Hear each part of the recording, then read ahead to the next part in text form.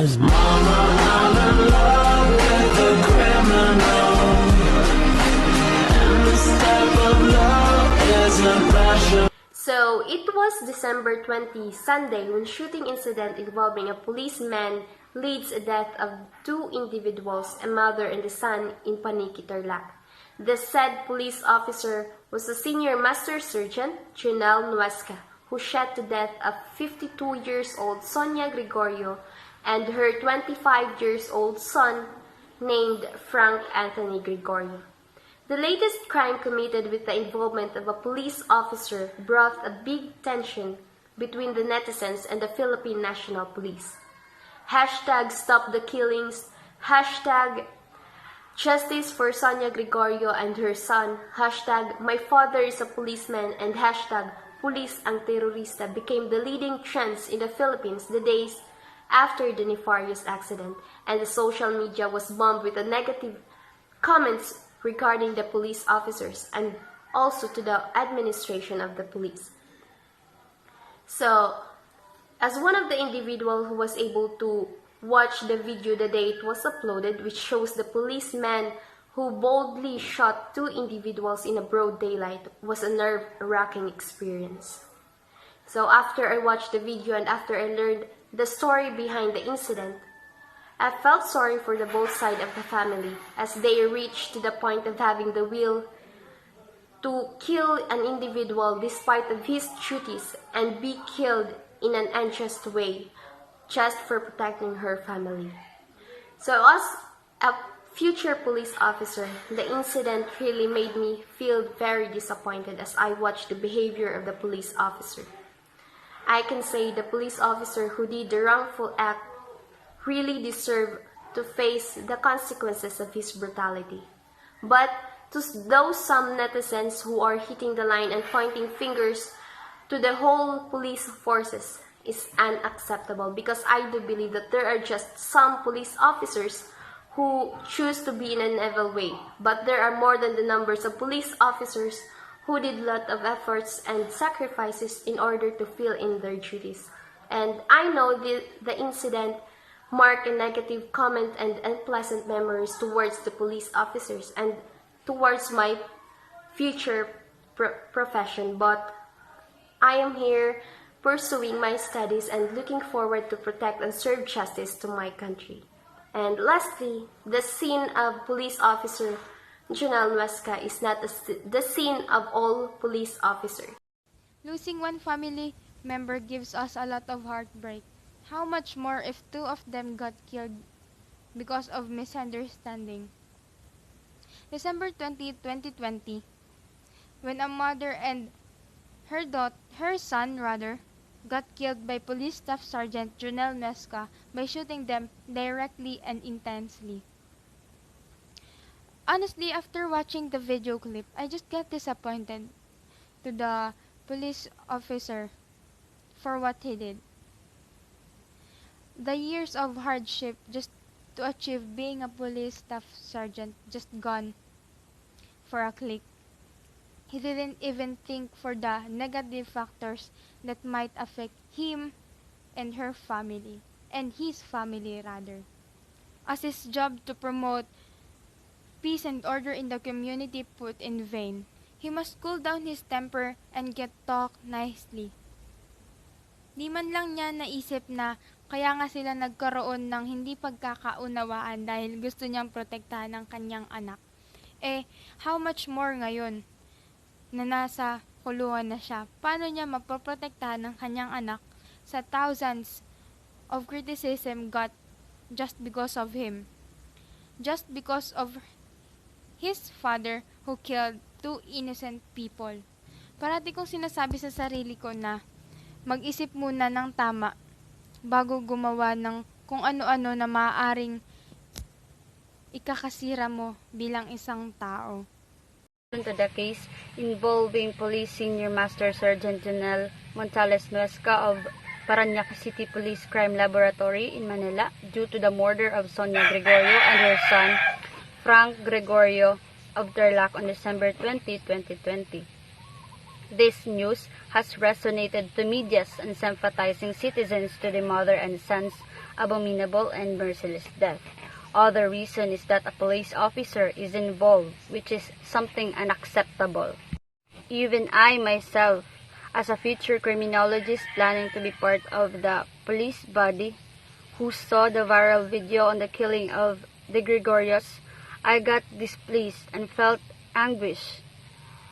Anyone probably felt the same way.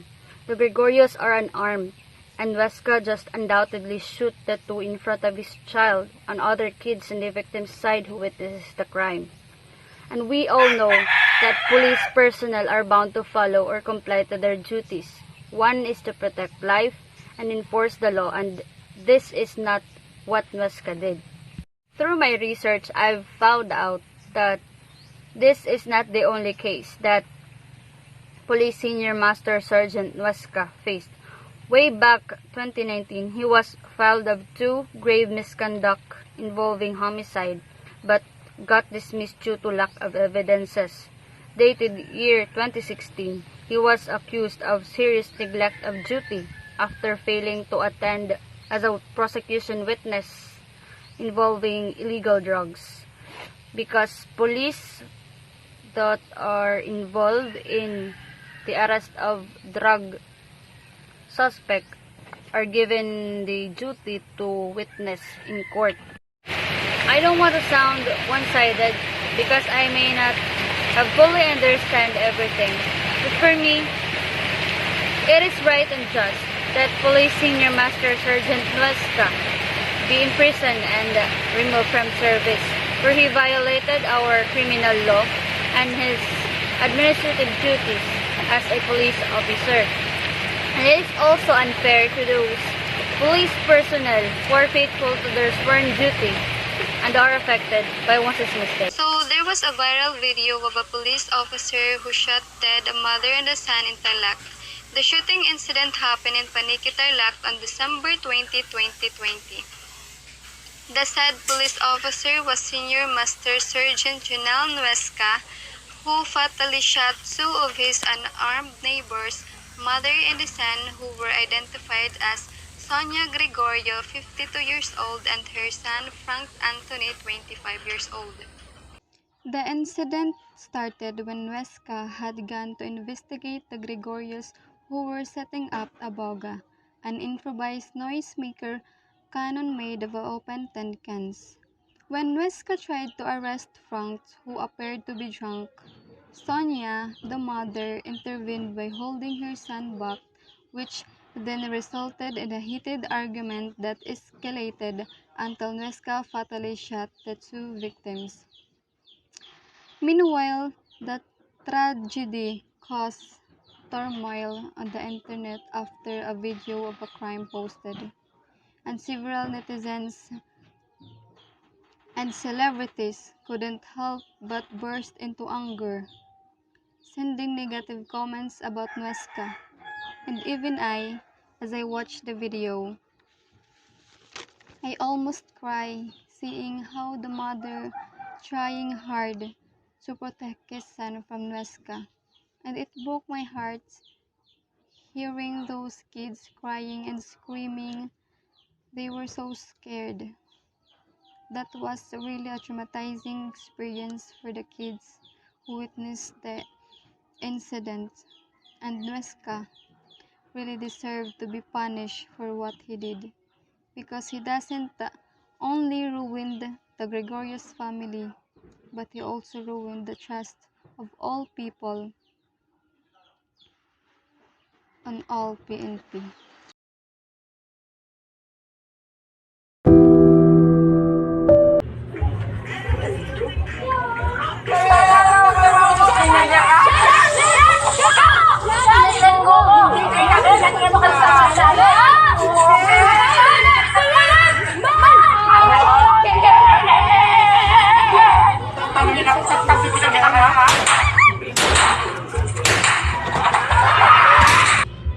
Ever since I was a child, my dream is to become a police officer, and now I am more eager to reach my goal when the video went viral on social media. On December 20, 2020, a shooting incident occurred in Paniqui, Tarlac, Philippines, when an off-duty police officer, Junel Nuesca, fatally shot his two unarmed neighbors when following an argument over an improvised noisemaker known locally as Buga. Because of this incident, they doubted the service of the policemen. That's why I want to be part of the police officers someday, for I want to make a change. I want to make a difference, and I want to prove to my fellow men that not all policemen are the same as Janelle Noves.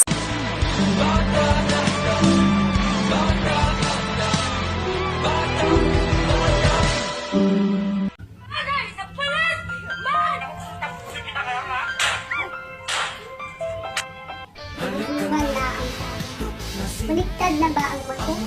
Ang mga tao'y nakakala ko kapatid sa iyo. Kasi palang gigilangan, pagtitig ng buhay nito. Pulis, salitang mapagkakatiwalaan, maasahan at tutulong. Ngunit dahil sa nangyari, pinakasahan, wala ang lakas na sinaayunaan. Pulis, tagapagmayapa o tagakitil ng walang sala. Hustisya, hiling ng mga taong pinatay ng walang sala. Ikulong ang may sala, buhay ang kinuha. Diyos na ang bahala. Sa ilalim ng tulay, binabaon sa lubang, mustisyang pinatay habang walang nakakakita. Bulok na ang sistema, serbisyo niya'y hindi sa'yo kung wala kang pera.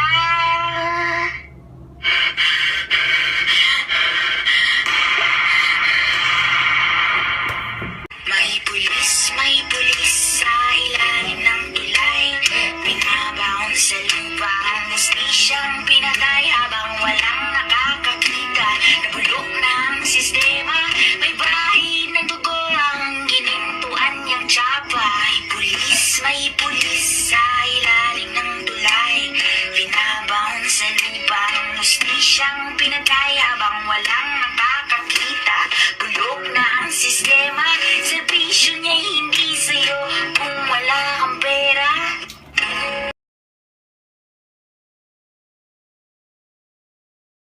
I'll be done, just sing this song. So wrap me in plastic and make me shine.